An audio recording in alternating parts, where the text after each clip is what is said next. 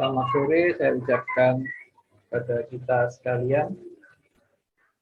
Sungguh merupakan satu anugerah kalau kita pada sore hari ini bisa bersekutu bersama-sama, kita beribadah memuliakan nama Tuhan.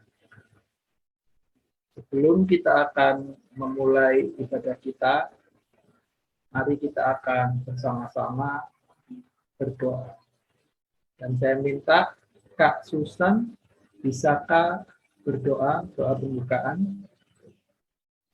Iya, terima kasih.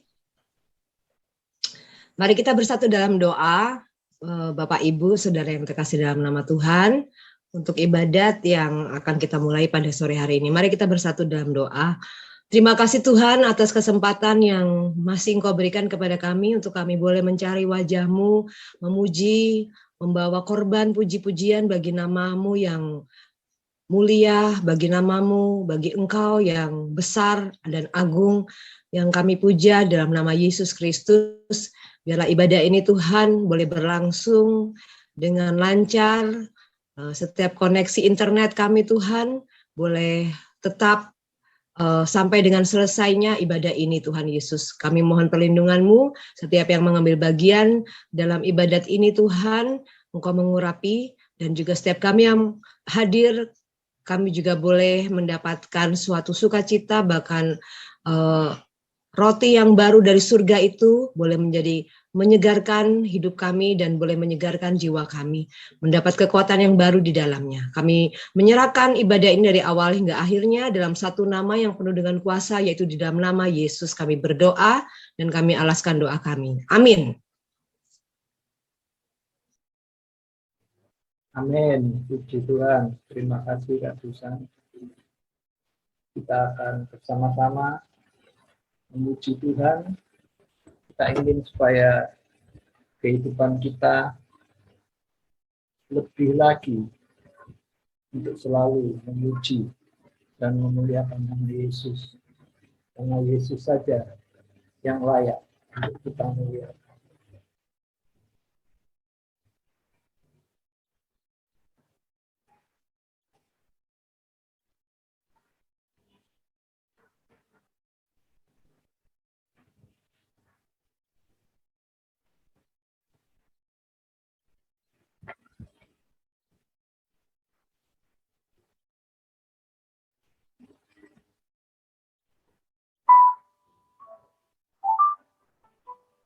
Kami mau masuk lebih dalam dan lebih dalam lagi di dalam hadirat.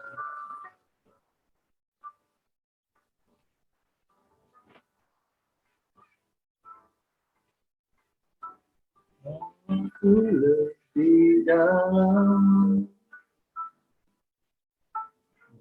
masuk dalam hadirat-Mu. Lebih lagi menikmati kemuliaan-Mu. Penuhiku Roh Kudus dengan kuasa urapan-Mu.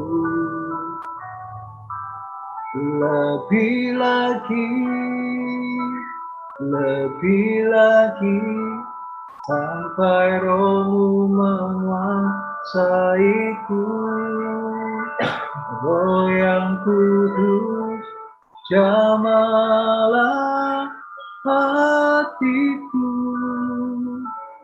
jamalah jiwaku. Kuasa-Mu mengubah hidupku. Ku dipenuhi kuasa Roh Kudus yang menuntun hidupku menjadi sempurna, penuh kemuliaan. Terima kasih Tuhan. Bawaku lebih dalam, masuk dalam hadirat-Mu. Lebih lagi menikmati kemuliaan-Mu. Penuhiku Roh Kudus dengan kuasa urapan-Mu. Lebih lagi sampai Roh-Mu menguasaiku. Roh yang kudus, jamalah hatiku, jamalah jiwaku. Kuasa-Mu mengubah hidupku. Ku dipenuhi kuasa Roh Kudus yang menuntun hidupku menjadi sempurna, penuh kemuliaan. Yang menuntun hidupku menjadi sempurna, penuh kemuliaan. Terima kasih Tuhan. Kami mau lebih lagi mengagungkan Engkau. Engkaulah gembala kami Tuhan. Takkan kekurangan kami Tuhan. Terima kasih. Terima kasih Yesus. Kita akan kembali memuji Tuhan. Sebuah lagu yang saya rasakan sangat memberkati saya, di mana lagu ini menguatkan saya ketika saya berada di dalam lembah kekelaman. Karena Tuhan kita, Yesus Kristus, tidak akan pernah meninggalkan kehidupan kita. Dia akan selalu menyertai kita dan memberikan kekuatan yang baru bagi kita.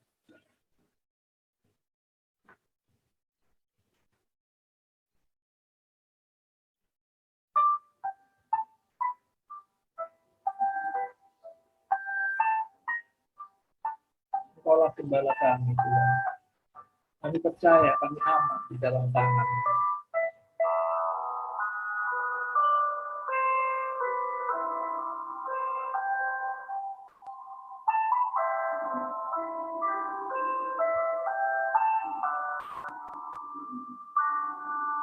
Tuhan adalah gembalaku, takkan kekurangan aku.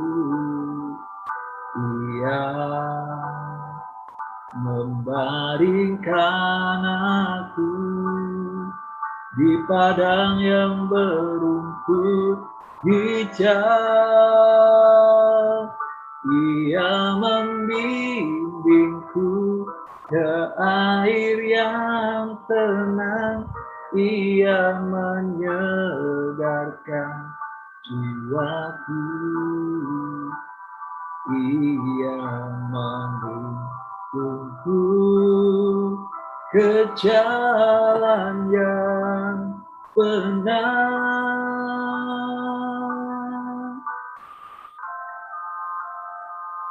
Sekalipun aku sedang berjalan di dalam lembah kekelaman, ku tak akan takut sebab Engkau besertaku. Amin. Ya Immanuel yang menyertai kita dalam segala keadaan kita. Puji Tuhan.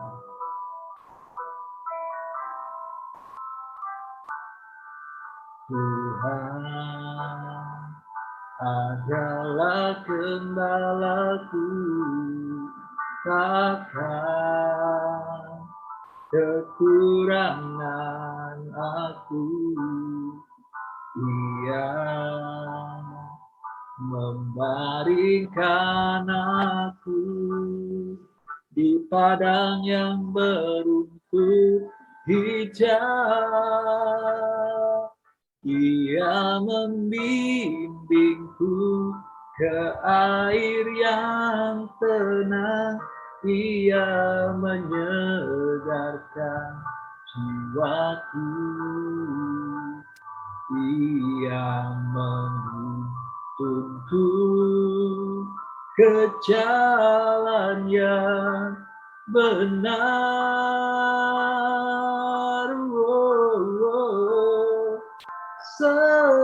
Sekalipun aku sedang berjalan di dalam lembah kekelaman,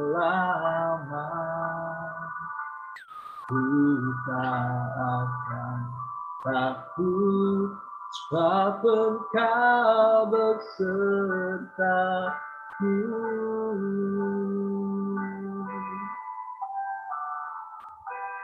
Ku tak akan takut, sebab Engkau besertaku.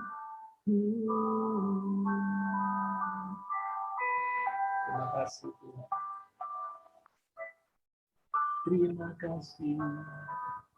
Segala kemuliaan bagi saya. Kau Gembala. Kita sangat bersyukur bahwasanya kita memiliki seorang gembala yang sangat memperhatikan kehidupan kita.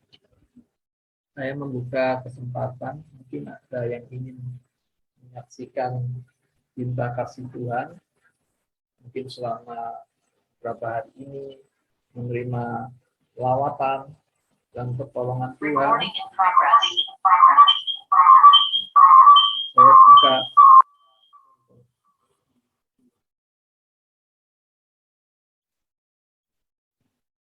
saya membuka kesempatan bagi saudara sekalian yang ingin menyaksikan cinta kasih Tuhan. Apakah ada?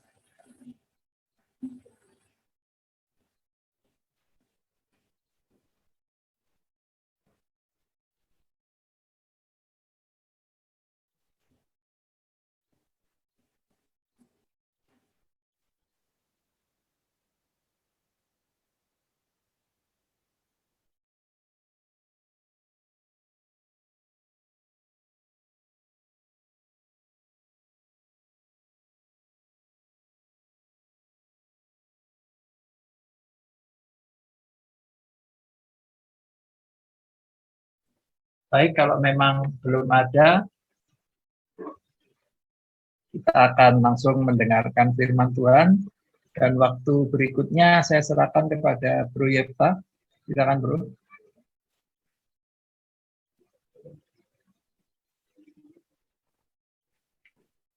Oke, shalom semua, selamat sore. Sebelum kita mulai, mari kita bersatu dalam doa. Tuhan, Engkaulah gembala kami, Engkau kemenangan kami di saat kondisi apapun yang kami hadapi. Kami yakin percaya sekali-kali Engkau tak pernah meninggalkan kami. Dan sebentar kami akan menerima berkat firman-Mu, salah satu bukti penyertaan-Mu yang sempurna atas kehidupan kami. Mohon kekuatannya daripada-Mu saja, biarlah apa yang sudah Engkau pesankan boleh hamba-Mu sampaikan dengan baik, dan seluruh rekan-rekan yang mendengar juga boleh terberkati. Kau saja yang berdaulat atas kehidupan kami pribadi lepas pribadi, Dalam nama Tuhan Yesus Kristus kami berdoa, kami bersyukur, puji Tuhan. Amin. Oke.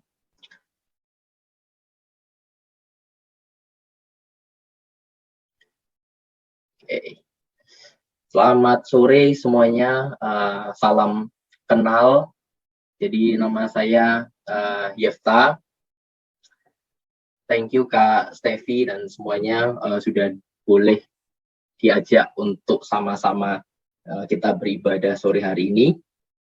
Dan mari sama-sama kita minta pimpinan dari Tuhan, dari Roh Kudus untuk secara khusus kita boleh belajar mengenai firman Tuhan. Oke, langsung aja. Jadi pada kesempatan sore hari ini, kita akan bersama-sama belajar mengenai topik yang kemarin kita sudah sepakati, yaitu Tuhan adalah gembalaku, dari Mazmur 23, di mana tema ini sebetulnya adalah tema yang sudah sering kita dengar, tapi saya secara pribadi merasa terberkati. Maka dari itu ketika Kak Stevi tanya topiknya apa, saya sudah langsung kepikiran, ya, karena saya juga mengalami secara pribadi bagaimana peran Tuhan sebagai gembala dalam kehidupan saya. Dan sore hari ini mari kita sama-sama belajar, ya, dari kebenaran firman Tuhan.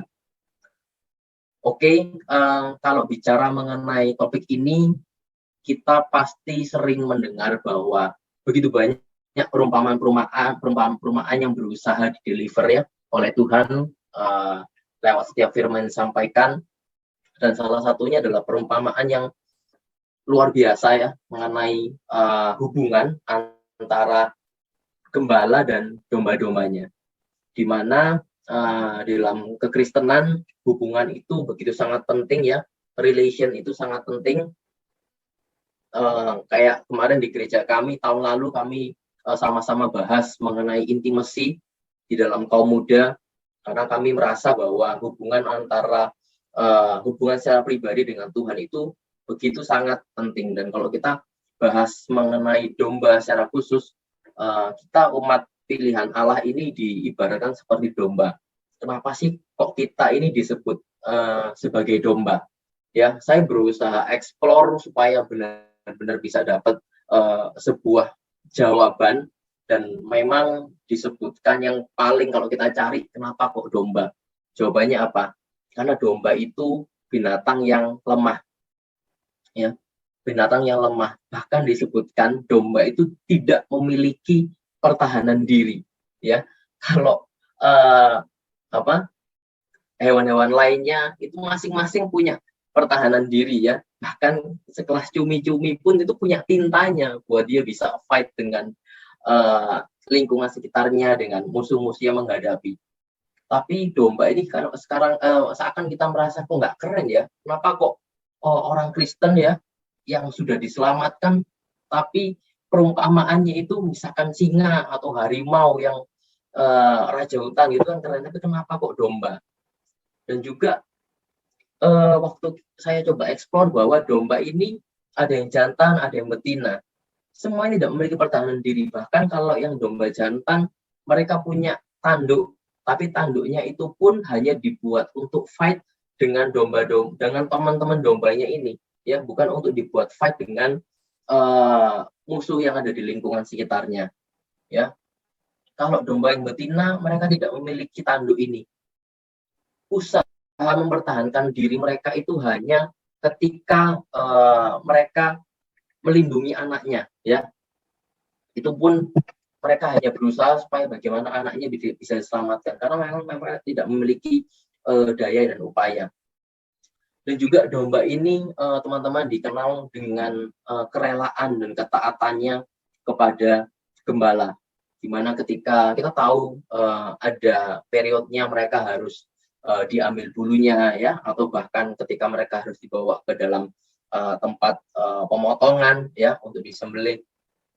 Di situ mau nggak mau mereka hanya tugasnya adalah taat dan tunduk pada gembalanya, kemanapun gembalanya mau ajak mereka untuk berjalan. Ya, jadi kalau kita bisa simpulkan satu-satunya pertahanan dari domba itu hanya terdapat kepada pemeliharaan dari gembalanya. Ya, sangat-sangat bergantung kepada gembalanya. Mari bersama-sama saya ajak kita semua untuk baca di dalam Mazmur 23. Ya, saya akan coba bacakan Mazmur 23, Tuhan gembalaku yang baik. Mazmur Daud, Tuhan adalah gembalaku, takkan kekurangan aku. Ia membaringkan aku di padang yang berumput hijau, ia membimbing aku ke air yang tenang. Ia menyegarkan jiwaku, ia menuntun aku di jalan yang benar, oleh karena namanya. Sekalipun aku berjalan dalam lembah kekelaman, aku tidak takut bahaya, sebab engkau besertaku, gadamu dan tongkatmu itulah yang menghibur aku. Engkau menyediakan hidangan bagiku di hadapan lawanku, engkau mengurapi kepalaku dengan minyak, pialaku penuh melimpah, kebajikan dan kemurahan belaka akan mengikuti aku seumur hidupku, dan aku akan diam dalam rumah Tuhan sepanjang masa. Amin. Teman-teman, saya akan coba sharing apa yang sudah Tuhan percayakan lewat beberapa bagian, dan semoga pesan dapat tersampaikan, di mana di dalam kitab ini kita bisa melihat sebuah pujian ya dari Daud ya. Dia menyampaikan pengalamannya secara pribadi, dan kita percaya bahwa sebetulnya Tuhan ingin berbicara itu secara pribadi kepada kita ya. Gembala ingin berbicara secara pribadi kepada domba-dombanya. Kita bisa lihat teman-teman di ayat 1 diawali dengan kata-kata Tuhan adalah gembalaku, takkan kekurangan aku. Sebetulnya di sana sebelum ayat ini dilanjutkan lebih jauh, Tuhan itu sudah memberi tahu kepada kita terlebih dahulu jaminan kepastian bahwa kehidupan jasmani kita sebetulnya tidak perlu menjadi fokus untuk dikhawatirkan ya. Istilahnya Tuhan sudah menyelesaikan terlebih dahulu segala kebutuhan jasmani kita. Ya, disebutkan takkan kekurangan aku. Di sini benar-benar peran yang begitu luar biasa dari seorang gembala menjamin domba-dombanya. Sehingga kita sebetulnya ketika dalam mengikut Tuhan, banyak hal-hal yang di atas yang harusnya menjadi prioritas kita, ya. Bukan perkara-perkara yang di dunia. Karena seringkali secara manusia ya, saya juga mengakui kita masih hidup dalam daging, kita sering menjadi khawatir, kita sering menjadi takut. Tapi jangan sampai itu menjadi sebuah prioritas sehingga fokus kita terpecah, bukan kepada pengikutan kita kepada Tuhan, tapi hanya kepada pemenuhan kebutuhan jasmani kita. Bahkan di ayat yang kedua-a juga disebutkan, ia membaringkan aku di padang yang berumput hijau. Kita membayangkan bagaimana domba-domba ini yang menjadi makanan utamanya itu adalah rumput, ya. Ketika Tuhan menyampaikan bahwa ia membaringkan aku di padang, ketika Daud menyampaikan bahwa ia membaringkan aku di padang yang berumput hijau, itu semakin menegaskan bahwa sesungguhnya ini loh, kebutuhan jasmanimu itu sudah aku penuhin. Istilahnya domba mau kemana aja, di sekitarnya itu pasti ada makanan. Ya, secara jasmani pasti ia tidak akan pernah kelaparan. Dan sesungguhnya itu juga yang ditegaskan, yang disampaikan kepada kita bahwa aku akan memenuhi segala kebutuhanmu menurut apa yang sudah aku tetapkan. Ya, seringkali kita membanding-bandingkan, seringkali kita nggak bersyukur tentang apa yang Tuhan berikan. Merasa manusia yang tidak pernah puas itu memang menjadi sebuah pergumulan. Seringkali menjadi sebuah pergumulan. Kita seringkali membanding-bandingkan juga berkat ya secara jasmani yang Tuhan percayakan kepada kita dengan apa yang Tuhan percayakan kepada orang-orang. Padahal sudah disebutkan bahwa ada kebutuhan-kebutuhan yang memang Tuhan lebih tahu daripada apa yang kita tahu. Bahkan dalam ayat disebutkan sebelum kita minta pun Tuhan itu sebetulnya sudah menyediakan. Ya, jadi di awal permulaan ayat ini sudah disebutkan bahwa kita tidak perlu khawatir dengan segala kebutuhan jasmani kita. Disebutkan juga dalam ayat kalau kekhawatiran itu tidak akan menambahkan kepercayaan Tuhan kepada kita juga kok. Jadi kita mau belajar untuk benar-benar berserah kepada Tuhan, dan kita mau melihat ke depan bagaimana Tuhan ingin berperkara dalam kehidupan kita. Dan kalau kita lanjut di ayat yang kedua B, mungkin saya akan sedikit satu persatu membahas karena begitu luar biasa ayat demi ayat yang ada dalam Mazmur ini. Di ayat 2b dia mengatakan, ia membimbing aku ke air yang tenang. Di sini salah satu kebutuhan domba memang adalah selain makanan dan juga minuman, yaitu air ya. Air yang ketika ia haus, ia harus minum. Di situ pun peran gembala membimbing ke air yang tenang secara jasmani untuk mereka bisa minum. Tapi kalau saya melihat sebetulnya lebih daripada sekedar air jasmani, air yang dimaksudkan adalah mengenai air kehidupan ya. Kalau kita pernah baca, pernah belajar mengenai kisah perempuan Samaria, di situ disebutkan Jesus the living water. Ia adalah air kehidupan yang tak pernah habis-habisnya. Jadi Allah ingin menunjukkan bahwa sebetulnya yang kita cari jangan air yang jasmani, ya, air yang menyegarkan kita ketika kita haus, tapi melekat kepada air kehidupan. Ia adalah sumber daripada segala sumber. Ya, ketika kita minum air yang jasmani, sewaktu-waktu kita haus, kita bisa haus lagi. Tapi kalau kita minum air yang kekal, ya, air kehidupan pribadi Yesus itu sendiri, sebetulnya kita akan tidak akan haus lagi. Ya, kita namanya sumber, ketika kita melekat kepada sumbernya, mau apapun kondisinya, kita akan terpenuhin. Ya, jadi ia adalah sumber daripada segala sumber. Dan di ayat selanjutnya dikatakan di ayat 3, ia menyegarkan jiwaku. Di situ di dalam kondisi yang kita hadapi seringkali juga kita bertanya-tanya, Tuhan kenapa kok kondisinya seperti ini? Tuhan kenapa kok aku harus melewati ini dan itu? Tuhan cuma pengen bilang sebetulnya, ayo datanglah kepadaku. Ini loh, aku sumber air itu, aku air kehidupan itu. Kalau kamu datang, jiwamu akan aku segarkan. Aku akan memberikan kepadamu jawaban atas pertanyaan yang selama ini kamu tidak pahami. Tapi memang seringkali secara manusia kita sangat sering mengandalkan kekuatan kita sendiri. Seringkali kita merasa mampu untuk menyelesaikan masalah-masalah kita. Dan memang Tuhan memberikan free will untuk itu. Tapi bagaimana tadi di awal saya bilang hubungan pribadi itu begitu sangat penting. Tuhan rindu secara pribadi itu berbicara kepada kita secara khusus, secara pribadi, untuk ia boleh menyatakan kehendaknya bagi kehidupan kita. Dan di ayat 3b dikatakan, ia menuntun aku di jalan yang benar oleh karena namanya.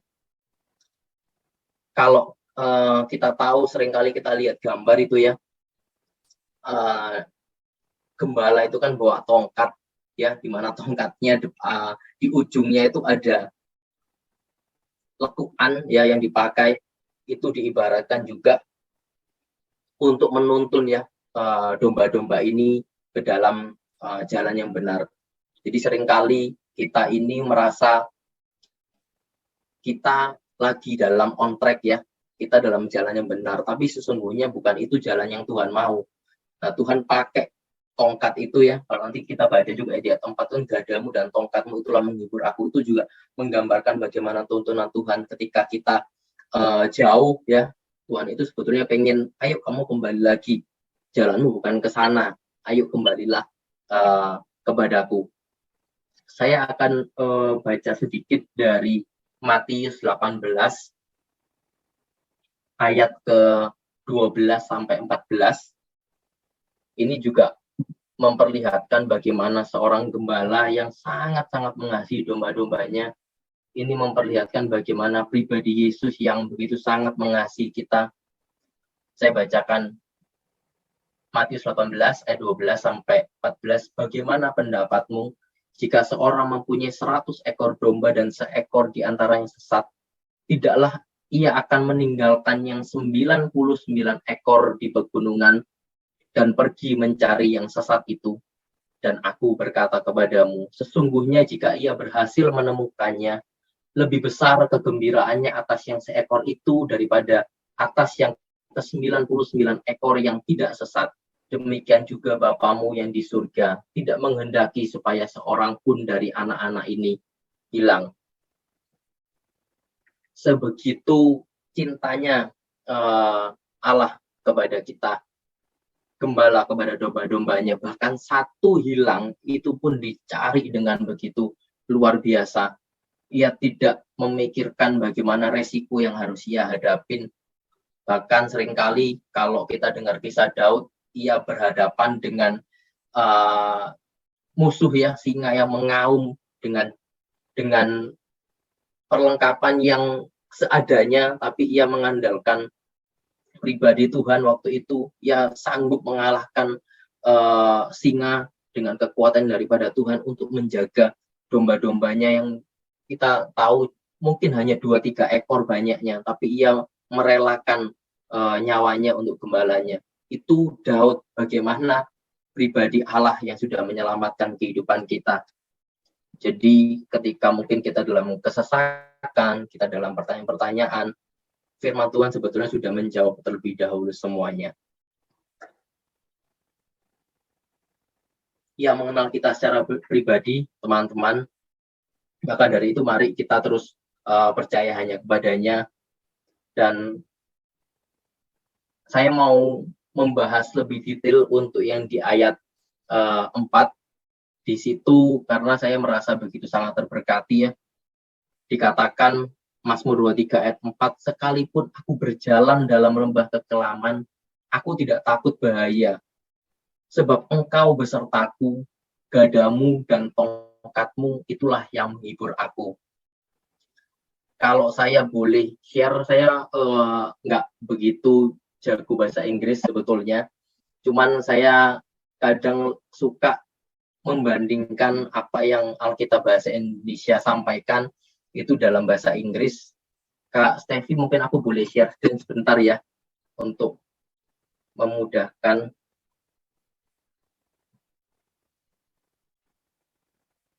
Oke, sebentar ya. Ya.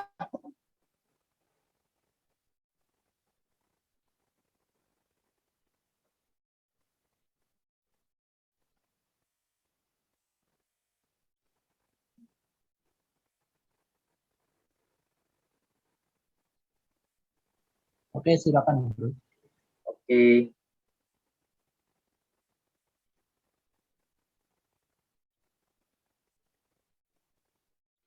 Oke, di dalam bahasa Inggris ya, itu lebih memudahkan kita dan lebih detail. Kalau saya lihat, ini saya ambil dari King James Version, di ayat 4 dikatakan, though I walk through the valley of the shadow of death, ya, sekalipun aku berjalan dalam lembah kekelaman, itu dalam bahasa Indonesianya, tapi di KJV dijelaskan lebih detail, though I walk through the valley of the shadow of death.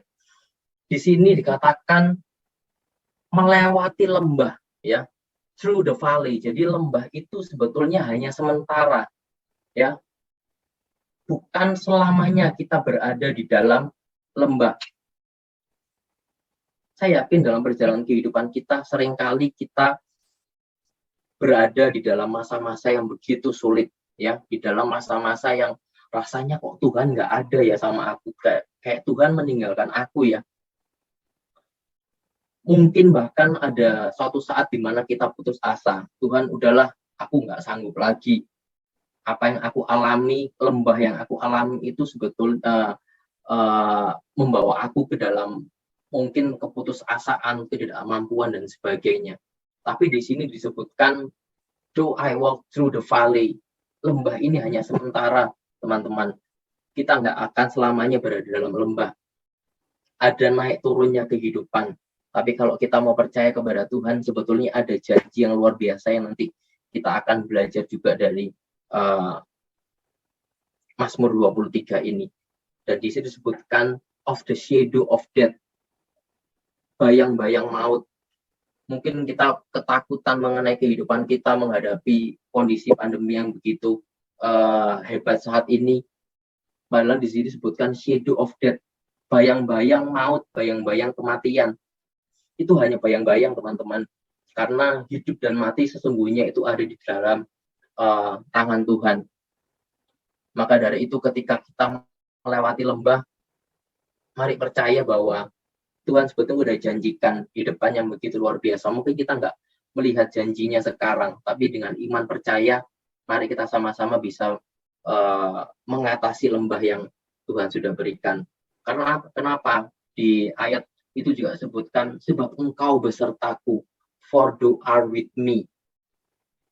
Ia memberikan ketenangan lewat gada dan tongkatnya. Gada itu kalau saya coba eksplor, itu juga alat yang digunakan oleh gembala untuk mengalahkan musuh-musuh daripada domba ini. Jadi sebetulnya kita ini berada dalam suatu zona keamanan yang begitu luar biasa kalau kita melekat kepada sumber itu, kalau kita melekat kepada gembala itu. Maka dari itu teman-teman, apapun yang kita alami, apapun yang kita lewati, mari kita terus berpegang kepada gembala yang agung itu, pribadi Yesus sendiri. Dan juga di ayat yang ke-6, di ayat yang terakhir, begitu jelas bahwa ke depan kita tidak tahu seperti apa yang akan kita hadapi, tapi di ayat yang ke-6, kalau dalam bahasa Indonesia saya bacakan, kebajikan dan kemurahan belaka akan mengikuti aku seumur hidupku, dan aku akan diam dalam rumah Tuhan sepanjang masa. Di dalam bahasa Inggris lebih detail, di ayat 6 di awalnya sudah dikatakan surely, pasti, jaminan ini pasti Tuhan sudah nyatakan kepada pribadi kita masing-masing. Surely goodness and mercy shall follow me all the days of my life. Ya, kalau dalam bahasa Indonesia akan mengikuti aku, dalam bahasa Inggris disebutkan all the days of my life. Setiap hari, setiap waktu, setiap saat penyertaan pelindungannya itu nyata sempurna dalam kehidupan kita. Dan tadi kalau kita hanya sementara di dalam lembah, di sini disebutkan tujuan akhir kita, tujuan utama kita, yaitu adalah Yerusalem baru, kota idaman, dan aku akan diam dalam rumah Tuhan sepanjang masa. Kita akan bertemu suatu saat nanti ketika kita sudah menyelesaikan pertarungan yang begitu luar biasa di dalam janji yang kekal yang tidak akan pernah kita dapat dari dunia. Dan saya stop share screen dulu ya Kak Stevi. Oke. Dan saya akan tutup firman Tuhan yang singkat sore hari ini dengan sebuah kesaksian di mana kami dalam rumah tangga yang baru yang Tuhan izinkan. Dan kemarin Tuhan percayakan istri saya boleh hamil.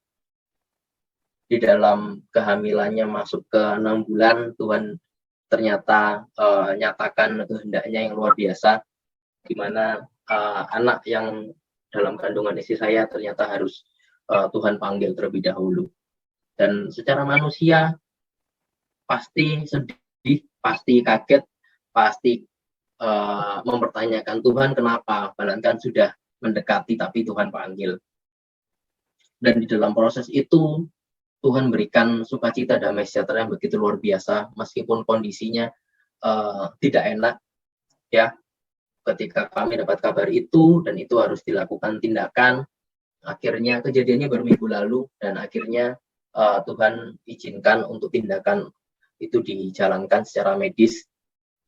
Dan secara teknis tidak mudah karena kondisi bayi kami sudah meninggal dalam perut, sehingga ketika dokter sarankan untuk lahiran secara normal, kami juga bertanya gimana caranya ya, kan ini kondisinya bayinya meninggal, tidak ada dorongan dari dalam, dan memang akhirnya harus dilakukan proses induksi. Dan akhirnya perlu waktu ya masuk dalam rumah sakit, nggak langsung karena harus istilahnya dirangsang untuk supaya bayinya bisa keluar, supaya terjadi pembukaan. Dan waktu itu juga kondisi saya sedang positif COVID, sehingga Tuhan nggak izinkan saya menemani istri saya secara pribadi, tapi Tuhan percayakan waktu itu akhirnya mama kami yang menemani istri saya, dan mujizat itu dinyatakan. Saya cuma mikir kalau saya positif, saya bersama istri juga bareng-bareng, istri saya juga akan positif. Tapi ketika sebelum tindakan dilakukan tes pada istri saya, ternyata hasilnya negatif.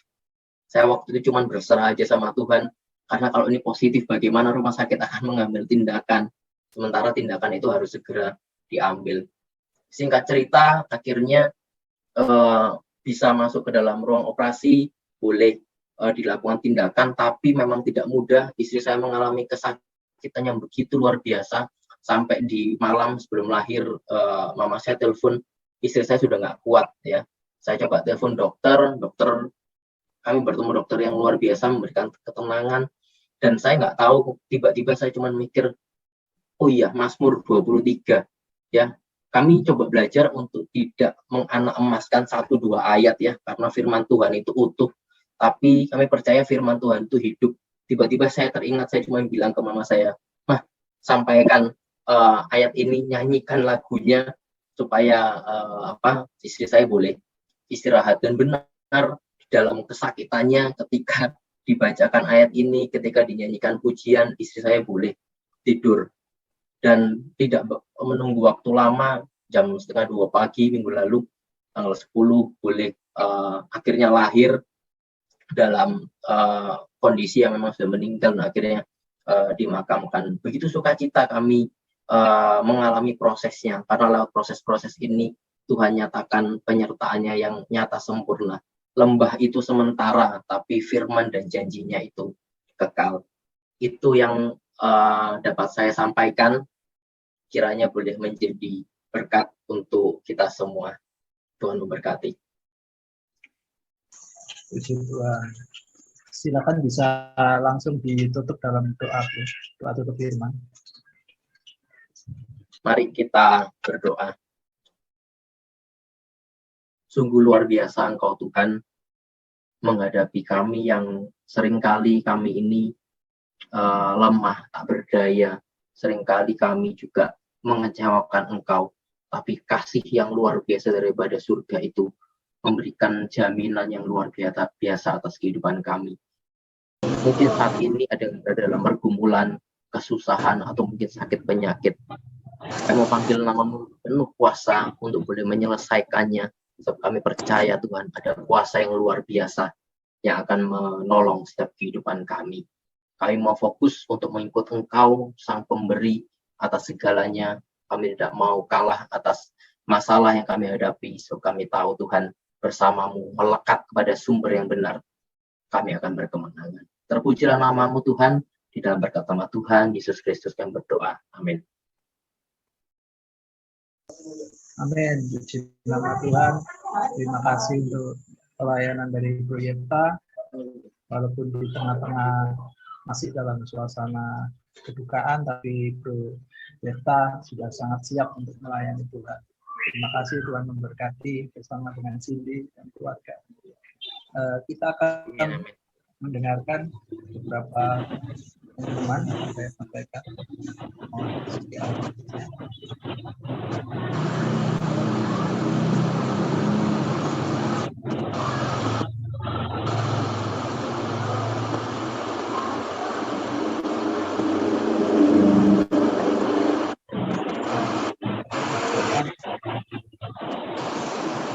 Laporan keuangan DTS Ministry